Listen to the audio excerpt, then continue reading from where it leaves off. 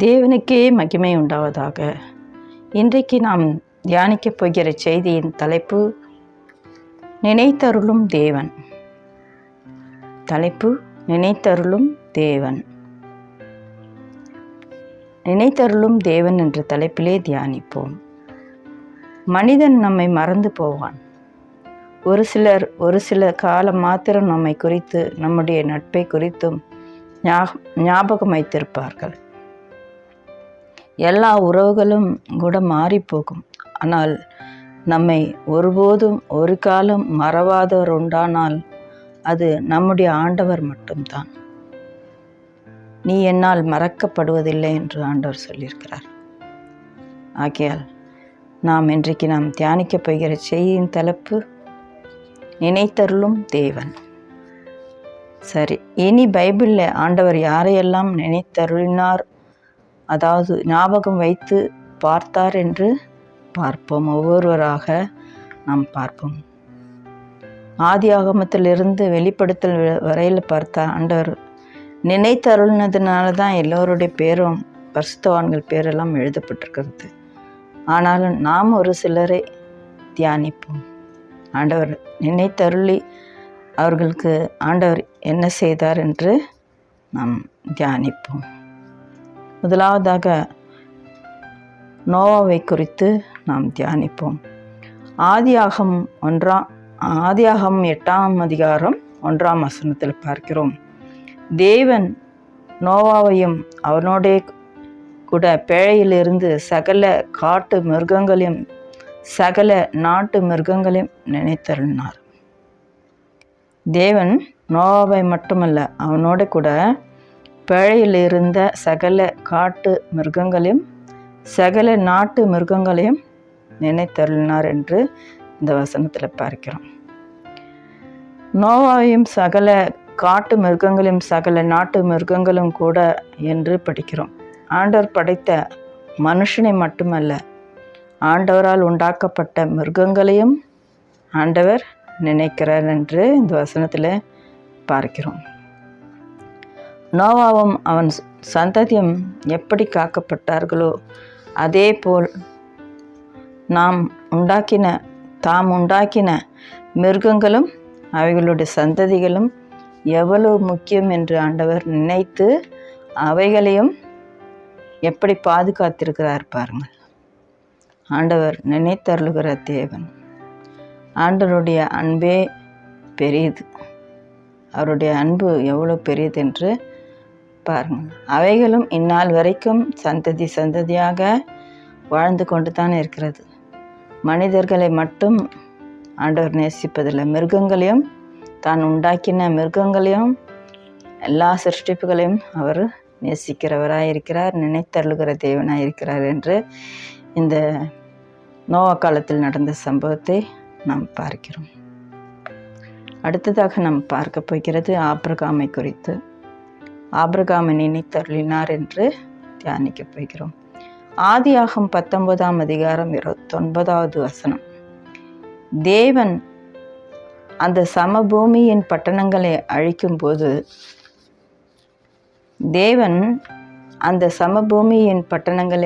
போது அதாவது Sodom Gomorrah அழிக்கணும்னு சொல்லி தீர்மானம் பண்ணுறார். அவங்களுடைய அவங்களுடைய காரியங்கள் தேவனுக்கு அருவருப்பாக இருந்தது. அதனால் அந்த பட்டணத்தை அழிக்கணும்னு சொல்லி முடிவு எடுக்கிறாரு. அப்போ ஆபிரகாம் போய் என்ன பண்ணுறாரு, பரிந்து பேசுகிறார். பரிந்து பேசி 50 நீதிமான்கள்ன்ட்டு ஆரம்பித்து 10 நீதிமான்கள் வரைக்கும் அவர் என்ன பண்ணுறாரு, ஆபிரகாம் பரிந்து பேசுகிறத நாம் பார்க்குறோம். அப்படியே பரிந்து பேசுகிறது நிமித்தம் ஆண்டவர் என்ன பண்ணுறாரு, ஆபிரகாமை நினைச்சு அந்த பட்டணத்தை அழிக்கக்கூடாதுன்னு நினச்சிட்ருக்காரு. ஆனாலும் அந்த இடத்துல 10 நீதிமான்கள் கூட இல்லாததுனால என்ன பண்ணுறாரு, அழிக்கணுன்ட்டு முடிவு எடுக்கிறார். லோத்து ஆனால் என்ன பண்ணுறாரு, அந்த பட்டணத்தில் இருந்த லோத்தை மட்டும் ஆபிரகாம் பரிந்து பேசுனது நிமித்தம் லோத்து குடும்பத்தையும் நினைத்தருளின்ற என்ன பண்ணுறாரு, காப்பாற்றணும் அப்படின்னு நினைக்கிறாரு. லோத்தையும் லோத்து மனைவி பிள்ளைகளையும் வெளியே கொண்டு வர்றாரு. அந்த இடத்துலேருந்து நான் சீக்கிரமாக அழிக்க போகிறேன், கந்தகத்தை அனுப்பி அந்த இடத்துல அழிக்க போகிறேன்னு சொல்லி அவங்கள என்ன பண்ணுறாரு, ஆபிரகாம் நிமித்தம் லோத்தினுடைய குடும்பத்தை காப்பாற்றணும் அப்படின்னு சொல்லி நினச்சி அவங்களுக்கு வெளியே கொண்டு வர்றாரு. ஆனால் அவங்களுடைய லோத்தினுடைய மனைவி என்ன பண்ணிட்டாங்க, பின்னிட்டு பார்த்து உப்பு தூண் ஆனாள் என்று பார்க்கிறோம். அதனால் கூட ஆண்டவர் லோத்தினுடைய குடும்பத்தை காப்பாற்ற நினச்சிருக்காரு. அந்த பட்டணத்தை அழித்தாலும் லோத்தினுடைய குடும்பத்தை ஆபிரகாம் பரிந்து பேசின நிமித்தம் ஆபிரகாமை நினைத்தருளி, ஆபிரகாம் பரிந்து பேசினாரே அப்படின்னு சொல்லி நினைத்தருளி லோத்தினுடைய குடும்பத்தை காப்பாற்றினதை நம்ம பார்க்கிறோம். அடுத்ததாக நம்ம பார்க்க போகிறது யோசேப்பை குறித்து பார்க்க போகிறோம். யோசேப்பை நினைத்தருளினார் ஆண்டவர் என்று ஆதியாகமம் 14ஆம் அதிகாரத்தில் 40ஆம் அதிகாரம் 14ஆம் வசனத்தில் பார்க்கிறோம். இந்த வசனத்தில் பார்த்தா பானபாத்திரக்காரனுடைய கனவுக்கு அர்த்தம் சொல்கிறார். யார்? யோசேப் பானபாத்திரனுடைய கனவுக்கு அர்த்தம் சொல்கிறார். ஜெயிலில் இருக்கும்போது சொல்லிட்டு, நீ வாழ்ந்திருக்கும்போது என்னை நினைத்துக்கொள், பார்வனிடத்தில் என்னை பற்றி சொல்லணும், சிபாரிசு பண்ணு அப்படின்னு சொல்கிறார். ஆனால் அந்த பானபாத்திரக்காரன் என்ன பண்ணுறான், அவன் போய் விடுதலை பெற்று போய் பழைய தொழில் ராஜாவுக்கு பானபாத்திரனா நியமிக்கப்படுறார். ஆனால் யோசேப் சொன்னதை சுத்தமாக மறந்தே போய்டுறாரு. மனுஷன் பாருங்க, அவ்வளோதான், மறந்து போயிடுவான். ஆனால் நாட்கள் செல்லுது. கொஞ்ச நாள் போன பிறகு ஒரு நாள் ராஜாவுக்கு கனவு வருது. ராஜாவுக்கு கனவு வரும்போது அந்த இடத்துல பார்வோன் இடத்துல இருக்கிற எல்லார்கிட்டையும் சொல்கிறாரு. ஆனால் கனவோட அர்த்தத்தை சொல்ல முடியவே இல்லை. அப்போ அதான் அந்த பானபாத்திரக்காரனுக்கு ஞாபகம் வருது, இந்த மாதிரி நம்ம ஜெயிலில் யோசேப்புன்னு ஒருத்தர் இருந்தானே, அவன் நம்மளுடைய கனவு அர்த்தத்தை சொல்லி நமக்கு இந்த இடத்துல நமக்கு விடுதலை நம்ம இங்கே நம்ம இருக்கிறோமே, அவங்க கூட நம்மளை நினச்சிக்கோன்னு சொன்னால், ஆனால் நம்ம மறந்துட்டோமே அப்படின்னு சொல்லிட்டு அந்த இடத்துல அவனுக்கு என்ன வருது, பானபாத்திரக்காரனுக்கு நினப்பு வந்ததும் அவன் போய் ராஜா கிட்ட சொல்கிறான். அந்த மாதிரி யோசேப்புன்னு ஒருத்தனை நான் சிறைசாலையில் பார்த்தேன், அவனை எனக்கு அர்த்தம் சொன்னான், என்னை நீங்கள் திரும்ப இந்த பதவியில் வச்சுக்கிங்க, அவன் சொல்கிற அர்த்தம் சரியாக இருக்கும்னு சொல்லி நினைப்பு வருது. எப்படி நினைப்பு வருது? ஆண்டவர் தான் அவனுக்கு நினைப்பூட்டுறார். ஆண்டவர் நினைப்பூட்டி பார்வோனுடைய பானபாத்திரக்காரனுக்கு ஆண்டவர் நினைப்பூட்டுறார் யோசேப்பை குறித்து. அப்புறம் பார்வோனிடத்தில் யோசேப்பை கொண்டு போகிறாங்க. கொண்டு போன பிறகு அவன் கனவுக்கு அர்த்தம் சொல்கிறான். யோசேப்பு கனவுக்கு அர்த்தம் சொன்ன பிறகு அந்த இடத்துல யோசேப்பு சொன்ன அர்த்தம் சரியாக இருந்ததுனால யோசேப்பு என்ன பண்ணுறாரு, பார்வோனை அவனுக்கு அடுத்த ஸ்தானத்தில் வைக்கிறத பார்க்கிறோம். அடுத்த ஸ்தானத்தில் பார்வோனுக்கு அடுத்த ஸ்தானத்தில் யோசேப்பை வச்சு அந்த தேசத்துக்கு ஆசீர்வாதமாக இருக்கிறத நாம் பார்க்குறோம். அப்படியா ஆண்டவர் என்ன பண்ணுறாரு, யோசேப்பையும் நினைத்தருளுகிற தேவனாக இருக்கிறார். அவன் பட்ட பாடுகள்லாம் மறந்து போகிறதுக்கு தேவன் அநீதி உள்ளவர் அல்ல. யோசேப்பு எவ்வளோ பாடுபட்டானோ எல்லா வருஷம் நினைவு கூர்ந்து அவனுக்கென்று ஒரு நாள் நியமித்து அந்த நாளில் அவனை என்ன பண்ணுறாரு, வெளியே கொண்டு அவனை உயர்த்தி மகிழ்கிறவராக இருக்கிறார் நம்முடைய ஆண்டவர். அவர் மறவாத ஆண்டவர், நினைத்தருளுகிற தேவன் என்பதை யோசேப்புக்கு நிரூபித்து காட்டுறார். அடுத்ததாக நம்ம பார்க்க போகிறது ராகேலை குறித்து பார்ப்போம். ஆதியாகமம் 30ஆம் அதிகாரம் 22ஆம் வசனத்தில் பார்க்கிறோம். லேயாள் 6 குமாரரும் ஒரு பெண் பிள்ளையும் இருந்தாங்க. லேயாளுக்கு 6 குமாரரும் ஒரு பெண் பிள்ளையும் இருந்தாங்க என்று பார்க்கிறோம். ராகேலுக்கு பிள்ளை இல்லை. 22வது வசனத்தில் பார்க்கிறோம். 30ஆம் அதிகாரம் 22ஆம் வசனத்தில் தேவன் ராகேலை நினைத்தறினார். அவளுக்கு தேவன் செவி கொடுத்து அவள் கர்ப்பம் தரிக்கும்படி செய்தார் என்று பார்க்கிறோம். ராகேல் பிள்ளை இல்லாததுனால ரொம்ப நாளாக கஷ்டப்பட்டுருக்காங்க. அவங்களுக்கு பிள்ளை இல்லாமல். லேயாளுக்கு மட்டும் 7 பிள்ளைங்க இருந்திருக்காங்க. ஆனால் இவளுக்கு ஒரு பிள்ளை கூட இல்லையேன்னு சொல்லி ஆண்டவர்கிட்ட முறையிட்டுருக்கா. அப்போ அந்த நேரத்தில் ஆண்டவர் என்ன பண்ணுறாரு, நினைத்தருளுகிறார். நினைத்தருளி ஆண்டவர் என்ன பண்ணுறாரு, ராகேலை கர்ப்பம் தரிக்கும்படி செய்கிறாரு என்று பார்க்கிறோம். ராகேலுக்கு நினைத்தருளி யோசேப்பையும் அடுத்ததாக பென்யமீனையும் கொடுத்தார் என்று பார்க்கிறோம். யோசேப்பு எவ்வளோ பெரிய ஆளாக நம்ம பாருங்கள், லேட்டானாலும் ஆண்டவர் நல்ல ஒரு பிள்ளையை கொடுத்து அந்த பிள்ளையால் அந்த வருங்காலத்தில் இஸ்ரவேலருங்கெல்லாம் போஷிக்கப்படும்படியாக ஆண்டவர் அந்த இடத்துல வச்சார். அப்பேற்பட்ட ஒரு பிள்ளையை ராகேலுக்கு ஆண்டவர் கொடுத்தார் என்று பார்க்கிறோம். நினைத்தருளுகிற தேவன் என்று பார்க்கிறோம். ராகேலையும் நினைத்திருக்கிறார். சரி, அடுத்ததான் நம்ம இஸ்ரவேல் புத்திரர்களை பார்ப்போம். சில காலம் யாத்ராகம் 2ஆம் அதிகாரம் 25ஆம் வசனத்தில் பார்க்கிறோம். சில காலம் சென்ற பின் எகிப்தின் ராஜா மரித்தான். இஸ்ரவேல் புத்திரர் அடிமைத்தனத்தினால் தவித்து முறையிட்டு கொண்டிருந்தார்கள் என்று பார்க்கிறோம். இஸ்ரவேல் புத்திரங்க என்ன பண்ணியிருக்காங்க, அடிமைத்தனத்தில் இருந்ததுனால ஆண்டவர்கிட்ட போய் முறையிடுறாங்க. அவங்க அந்த அடிமைத்தனத்தில் இருக்கிறதுனால ஆண்டவர்கிட்ட போய் முறையிடுறாங்க. நோக்கி பார்த்து நாங்கள் இதுமாதிரி இருக்கிறோமேன்னு முறையிடும் போது ஆண்டவர் என்ன பண்ணுறாரு, அவங்களுடைய முறையிடலை, அவங்களுடைய சத்தத்தை போய் தேவ சந்நிதியிலே எட்டினது என்று பார்க்கிறோம். தேவ சந்நிதியில் போய் எட்டினது என்று படிக்கிறோம். தேவன் அவர்கள் பெருமூச்சை கேட்டு தாம் ஆபிரகாமோடும் ஈசாக்கோடும் யாக்கோப்போடும் செய்த உடன்படிக்கையை நினைவு கூர்ந்தார் என்று படிக்கிறோம். ஆபிரகாம் ஈசாக் யாக்கோப்போட செய்த உடன்படிக்கையை நினைவு கூர்ந்தார் என்று பார்க்கிறோம். தேவன் அவர்களை நினைத்தருளி என்று பார்க்கிறோம். இஸ்ரவேலர்களை நினைத்தருளி முற்பிதாக்களாகி ஆபிரகாம் ஈசாக் யாக்கோப்போட செஞ்ச உடன்படிக்கையை நினைச்சு இஸ்ரவேலரை நினைத்து அவங்கள வெளியே கொண்டு வந்ததை பார்க்குறோம். அப்படியே ஆண்டவர் யாரையும் கைவிடாத தேவன் அவர்களை நினைத்தருளி இருக்கிறார். இஸ்ரவேல் ஜனங்க மற்ற பேர் நினைத்தருளி அந்த அடிமைத்தனை வீடாகிய எகிப்திலிருந்து அவர்களை வெளியே கொண்டு வர்றதை நம்ம பார்க்குறோம். ஆண்டவருடைய நாமத்துக்கு மகிமை உண்டாகட்டும். அடுத்ததான் நம்ம பார்க்க போகிறது சிம்சோன் குறித்து நம்ம பார்ப்போம். சிம்சோன் நியாயாதிபதிகள் 16ஆம் அதிகாரம் 28 29 2 வசனங்களை நம்ம பார்ப்போம். சிம்சோன் கர்த்தரை நோக்கி கூப்பிட்டு, கர்த்தராகிய ஆண்டவரே, நான் என் 2 கண்களுக்காக ஒரே தீர்வியாய் பெலிஸ்தர் கையிலே பழி வாங்கும்படிக்கு இந்த ஒரு விசை மாத்திரம் என்னை நினைத்தருளும். தேவனே, என்னை பலப்படுத்தும் என்று சொல்லி வேண்டிக் கொள்கிறான். 2 கண்களை பிடுங்கிடுறாங்க சிம்சோன். அவனுடைய 2 கண்களை பிடுங்கிறாங்க. அவனுடைய பலத்தெல்லாம் குறைச்சிட்டாங்க பெலிஸ்தருங்க.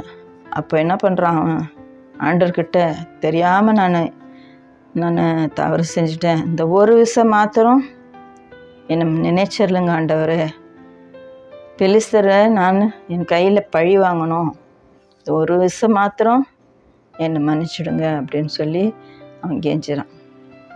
ஆண்டவர் என்ன பண்ணுறாரு, அவன் வேண்டிக் கொள்வது போலியே அவனை பலப்படுத்துகிறாரு. பலப்படுத்தினதும் சிம்சோன் என்ன பண்ணுறான், அந்த ஒரு விஷயம் நினைத்தரலும் என்று வேண்டினது போலவே அவனுக்கு பலத்தை அருளுகிறார். அவன் உயிரோடு இருந்த போது கொல்லப்பட்டவர்களை பார்க்கலாம், அவன் சாகும்போது அவனால் கொல்லப்பட்டவர்கள் அதிகமாக இருந்தார்கள் என்று பார்க்கிறோம். அவன் சாகிற நேரத்தில் அவனுக்கு பலத்தை ஆண்டவர் கட்டளை எடுக்கிறாரு. கட்டளை இட்டதும் அவன் கோடி இருந்த அந்த வீட்டையே என்ன பண்ணுறான், 2 கைகளால் அந்த தூண்களை சாட்சி அந்த வீட்டையே சரிஞ்சு விழ பண்ணுறான். அப்போ அங்கே கூடியிருந்த ஜனங்க, அவன் உயிரோடு இருக்கும்போது கொல்லப்பட்ட ஜனங்களை காட்டிலும் கூடியிருந்த ஜனங்க அவ்வளோ பேராக இருந்தாங்க. அவ்வளோ பேரும் மடிந்தார்கள் என்று பார்க்கிறோம். அப்போ அந்த பெலிஸ்தர்களை கொல்லணும், அந்த ஜனங்களை அழிக்கணுன்றது ஆண்டவருடைய சித்தமே, அதுக்கு தான் அனுப்புனார். ஆனால் சிம்சோன் வழி தவறி போனதுனால அவனுடைய காரியங்கள்லாம் பலம் இழந்து போயிடுச்சு, கண்கள் பிடுங்கப்பட்டது. அதனால் திரும்பவும் அவன் வேண்டிக் கொள்கிறான், நான் வந்த காரியம் செய்ய முடியாமல் போயிடுச்சு, என்னை ஒரு விஷயம் நினைத்தருளி என்னை பலப்படுத்துங்க ஆண்டவரே, நான் இவங்களை பழி வாங்கணும் அப்படின்னு சொல்லி வேண்டும்போது ஆண்டவர் பலப்படுத்துகிறார்.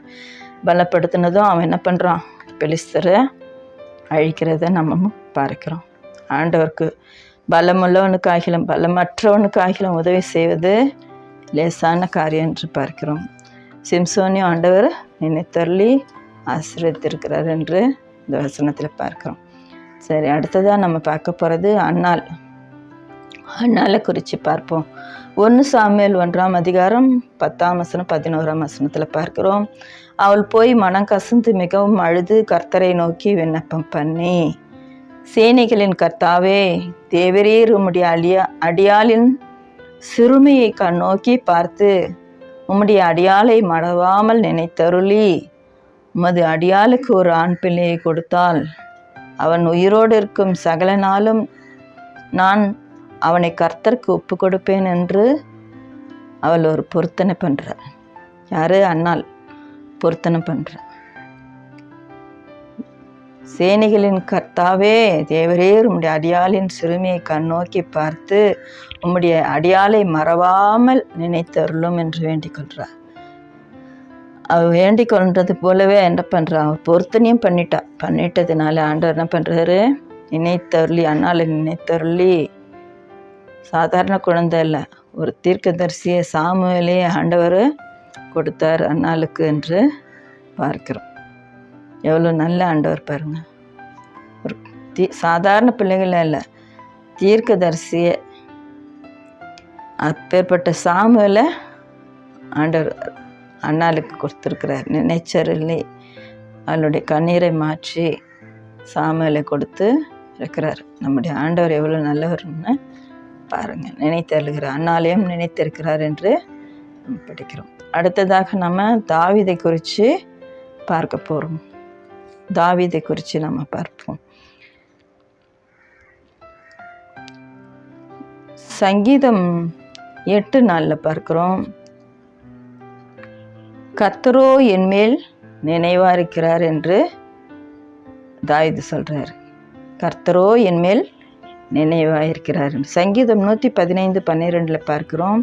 கர்த்தர் நம்மை நினைத்திருக்கிறார் என்றும் தாவீது சொல்றார். கர்த்தர் நம்மை நினைத்திருக்கிறார், அவர் ஆசீர்வதிப்பார் என்று தாவீது சொல்றார். சங்கீதம் 8:4 பார்க்கிறோம்.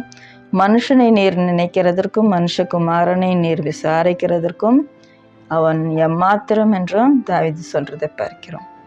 சங்கீதம் 39:17 பார்க்கிறேன். நான் சிறுமையும் எளிமையுமானவன், கர்த்தரோ என்மேல் நினைவாயிருக்கிறார் என்று தாவீது சொல்வதை பார்க்கிறோம். சிறுமையும் எளிமையுமானவன், கர்த்தரோ என்மேல் நினைவாயிருக்கிறார் என்று தாவீது சொல்றதை பார்க்கிறோம். சங்கீதம் 89:51 கூட பார்க்கிறோம். நான் என் மடியில் சுமக்கும் என் நிந்தையும் நினைத்தருளும் என்று தாவீது சொல்றதை பார்க்கிறோம். இப்படியா அவருடைய தாவீதோட எத்தனையோ விதமான சூழ்நிலையெல்லாம் ஆண்டவர் என்ன பண்ணுறாரு, நினைத்திருக்கிறார். நினைத்து எல்லா தீங்குக்கும் சவுலுடைய கைக்கும் தப்பு வச்சு தாவீதை வழி நடத்தியிருக்கிறார். மனுஷனை நீர் நினைக்கிறதற்கும் மனுஷகுமாரனை நீர் விசாரிக்கிறதற்கும் அவன் எம்மாத்திரம் அப்படின்னு சொல்லி தாவீது சொல்கிறாரு. தாவீது எல்லா நேரத்திலும் ஆண்டவரை நோக்கி பார்த்துருக்கிறாரு. ஆண்டவரும் எல்லா சூழ்நிலையிலும் தாவீதை நினைத்தருளி தப்புவித்திருக்கிறார் என்று பார்க்கிறோம். அதுபோல தாவீதை நினைத்தது போலவே என்ன பண்ணார், தாவீதை நினைத்தருளி ஆடுகளை மேய்த்தவனை அரியணை ஏற்றி அழகு பார்த்தவர் என்று நாம் படிக்கிறோம். அவர் தாவீது தாய் தகப்பனால கூட மறக்கப்பட்டிருந்தார்.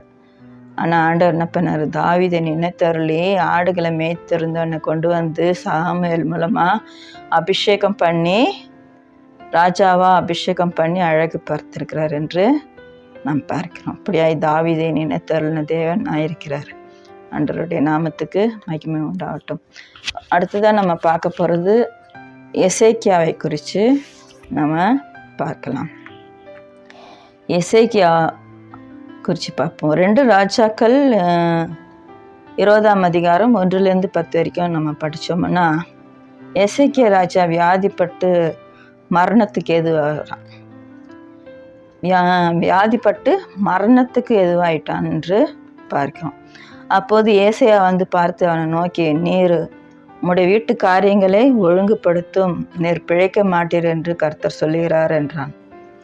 யார் சொல்கிறது? ஏசாயா போய் எசேக்கியாவை பார்த்து, நீ வீட்டு காரியங்களெல்லாம் ஒழுங்குபடுத்து, நீ பிழைக்க மாட்டீர் என்று கர்த்தர் சொல்லுகிறார் என்று ஏசாயா சொல்கிறார். அப்போது எசேக்கியா என்ன பண்ணுறார்? சொல்லிட்டு வந்துடுறார் ஏசாயா. அப்போது எசேக்கியா கர்த்தரை நோக்கி, கர்த்தாவே, நான் உமக்கு முன்பாக உண்மையும் மன உத்தமாய் நடந்து உமது பார்வைக்கு நலமானதை செய்தேன் என்பதை நினைத்தருளும் என்று விண்ணப்பம் பண்ணி மிகவும் அழுதான் என்று பார்க்கிறோம். நான் உமக்கு முன்பாக உண்மையும் மன உத்தமாய் நடந்து உமது பார்வைக்கு நலமானதை செய்தேன் என்பதை ஆண்டவரே நினைத்தருளும் என்று விண்ணப்பம் பண்ணுகிறத பார்க்கிறோம். மிகவும் அழுதான் என்று பார்க்கிறோம். செத்து போயிடுவேன்னு சொன்னால் எவ்வளோ கஷ்டமாக இருக்கும். அந்த நேரத்தில் அவனுக்கு அழாமல் என்ன பண்ண முடியும்? துக்கமாக அவன் அழுகுறான். அப்போ ஆண்டவர் என்ன பண்ணுறாரு? பாதி தூரம் தான் முற்றத்தில் வெளியே வர்றாரு ஏசாயா. சொல்லிட்டு வெளியே பாதி தூரம் தான் முற்றத்துக்கு வெளியே வர்றாரு, வீட்டுக்கு வெளியே வர்றாரு. திருப்பி கர்த்தருடைய வார்த்தை ஏசாயாவுக்கு போகுது. ஏசாயா போய் சொல்கிறாரு, கர்த்தருடைய வார்த்தை அவனுக்கு ஏசாயாவுக்கு உண்டாகி ஆண்டவர் சொல்கிறார், எசேக்கியாவே, உன்னுடைய விண்ணப்பத்தை கேட்டேன், கண்ணீரை கண்டேன், இதோ நான் உன்னை குணமாக்குவேன், 3ஆம் நாளிலே நீ கர்த்தருடைய ஆலயத்துக்கு போவாய் என்றார் என்று ஏசாயா என்ன பண்ணுறாரு? போய் சொல்கிறார். எவ்வளோ சந்தோஷமாக இருந்திருக்கும் எசேக்கியாவுக்கு. இப்போ தான் அழுத, கண்ணு கூட காய்ச்சி இருக்காது, ஈரம். அதுக்குள்ளே உள்ளே போய் ஏசாயா போய் சொல்கிறாரு, ஆண்டவர் இது போல் சொல்கிறாரு, நீ குணமாவ அப்படின்னு சொல்கிறாரு. நீ 3ஆவது நாளே நீ எழுந்து போய் தேவாலயனுடைய ஆலயத்துக்கு போவே அப்படின்னு சொல்கிறாருன்னும் போது எவ்வளோ சந்தோஷமாக இருந்திருக்கும். அவ்வளோ சீக்கிரத்தில் ஆண்டவர் எவ்வளோ அவன் சொல்கிறான், நான் செஞ்ச காரியத்தெல்லாம் நினச்சி பாருங்க ஆண்டவரேன்னு சொல்லி தன்னை தாழ்த்தும் போது அழுகுறான், மிகவும் அழுதான்னு பார்க்குறோம். அப்படி செய்யும்போது ஆண்டவர் உடனே பதில் தர்றாரு. பதில் தந்து எசேக்கியாவுக்கு என்ன பண்ணுறாரு? 15 வருஷம் கூட்டி கொடுக்குறாரு என்று பார்க்குறோம். எசேக்கியாவை நினைத்தருளி 15 வருடம் ஆண்டுகளை வருஷங்களை கூட்டி கொடுக்குறாரு என்று பார்க்குறோம். அப்படியே எசேக்கியாவையும் நினைத்திருக்கிறார் என்று ஆண்டவர் நம்ம இதில் பார்க்குறோம். அடுத்ததாக நம்ம பார்க்க போகிறது புதிய ஏற்பாட்டில் கொர்நேலியுவை குறித்து நம்ம பார்க்க போகிறோம். அப்போஸ்தலர் 10ஆம் அதிகாரம் 4ஆம் வசனத்தில் பார்க்குறோம். இதில் 100க்கு அதிபதியான கொர்நேலியு என்று பேர் கொண்டவனாக இருக்கிறான். கொர்நேலியுன்றவர் 100க்கு அதிபதியானவன் என்று பேர் பெற்றவனாக இருக்கான். அவன் என்ன பண்ணுறான்? தன் வீட்டாரோடு தேவனுக்கு பயந்து இருக்கிறான். தேவனுக்கு பயந்து தன் வீட்டாரோடும் ஜெபம் பண்ணுகிறவனாக இருக்கிறான். அது மட்டும் இல்லை, அவன் தான தர்மங்களையும் செய்கிறவனாக இருக்கிறான். அப்படி இருக்கும்போது தேவதூதன் என்ன பண்ணுறான்? தேவதூதன் கொர்நேலியுவுக்கு முன்பாக தோன்றி தரிசனம் பார்க்குறாரு. 100க்கு அதிபதி தரிசனம் பார்க்குறாரு. தேவதூதன் முன்பாக பார்த்து அதுக்கு சொல்கிறாரு,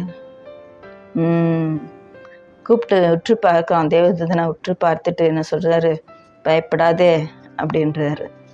பயந்து போயிருக்கிறான். முதல்ல அவன் என்ன பண்ணுறான்? உற்று பார்க்குறான், அப்புறம் பயப்படுறான். என்ன ஆண்டவரேன்ட்டு கேட்குறான். அதற்கு தேவதூதன் சொல்கிறாரு, உன்னுடைய தான தர்மங்களும் ஜெபங்களும் தேவனுக்கு நினைப்பூட்டுதலாய் அவர் சந்நிதியில் எட்டி இருக்கிறது என்றான் தூதன். கொர்நேலியு தேவபக்தியாக வாழ்ந்ததும் அவனும் தான தர்மங்கள் செஞ்சதும் தேவனுடைய சந்நிதியில் எட்டி இருக்கிறது என்று தேவதூதன் சொல்கிறதை பார்க்குறோம்.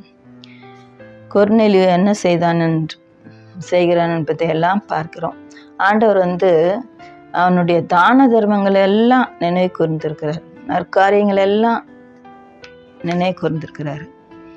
அவர் சந்நிதியில் எல்லா காரியங்களும் நினைக்கப்படுது. நம்முடைய ஆண்டவர் யாரையும் மறக்க மாட்டார். கொர்நேலியு செஞ்சது, அவன் பக்தியாக இருந்தது, வீட்டாரோட அவன் ஒற்றுமையாக இருந்தது, எல்லாவற்றையும் என்ன பண்ணுறாரு? நினைத்தருளுகிற தேவனாக இருக்கிறார். அதனால் கொர்நேலியு நினைத்த தேவன் நம்மையும் நினைக்கிற தேவனாக இருக்கிறார். ஏசாயா 44:21 கூட பார்க்கிறோம், யாக்கோபே, இஸ்ரவேலே, இவைகளை நினை, நீ என் தாசன், இஸ்ரவேலே, நீ என்னால் மறக்கப்படுவதில்லை என்று ஆண்டவர் சொல்கிறார். அப்போ ஆண்டவர் எப்படி சொல்கிறார், யாக்கோப்பேன்ற இடத்துல நம்ம பேரை போட்டுக்கலாம், இஸ்ரவேலேன்ற இடத்துல நம்ம பேரை போட்டுக்கலாம். இவைகளை ஆண்டவர் செஞ்ச இவ்வளோ நேரம் நம்ம தியானித்தோம்ல, இவ்வளோ காரியங்களை நம்ம தியானித்தோம். இது போல் ஆண்டவர் என்ன சொல்கிறாரு, இவைகளை நினை, நீ என் தாசன் இஸ்ரவேலே, நீ என்னால் மறக்கப்படுவதில்லை என்று ஆண்டவர் சொல்கிறார். லேபியா ராகம் கூட 26ஆம் அதிகாரம் 42லேருந்து 45 வரைக்கும் பார்த்தோம்னா, நம்முடைய பிதாக்கள் நிமித்தம் என்ன பண்ணுறாரு ஆண்டவர், நம்முடைய தேசத்தையும் நினைக்கிறார், குடும்பங்களையும் நினைக்கிறார் என்று அந்த வசனத்தில் சொல்லப்பட்டிருக்கிறது. பிதாக்கள் நிமித்தம் ஆபிரகாம், ஈசாக்கு, யாக்கோப்பு நம்முடைய பிதாக்கள், அவர்கள் நிமித்தம் நம்ம இப்போ வாழ்ந்து கொண்டிருக்கிற தேசத்தையும் நம்மளையும் ஆண்டவர் நினைக்கிறவராக இருக்கிறார் என்று நாம் பார்க்கிறோம். இப்போ நம்ம இவ்வளோ நேரமாக தியானித்தோம், 10 பேரை குறித்து தியானிச்சிருக்கிறோம். நோவா, ஆபிரகாம், ராகேல், யோசேப்பு, இஸ்ரவேல் புத்திரர், சிம்சோன், அன்னாள், தாவீது, எசேக்கியா, கொர்நேலியு, 10 பேரை குறித்து தியானித்தோம். இன்னும் ஒருத்தரை மட்டும் நம்ம தியானிப்போம். எரேமியா 31ஆம் அதிகாரம் 20ஆம் வசனம் பார்ப்போம். எப்ராயிம் குறித்து இங்கே சொல்லப்பட்டிருக்கிறது. எப்ராயிம் எனக்கு அருமையான குமாரன் அல்லவா, அவன் எனக்கு பிரியமான பிள்ளை அல்லவோ, அவனை நினைத்து கொண்டே இருக்கிறேன், அவனுக்காக உருக்கமாய் இறங்குவேன் என்று கர்த்தர் சொல்கிறார்.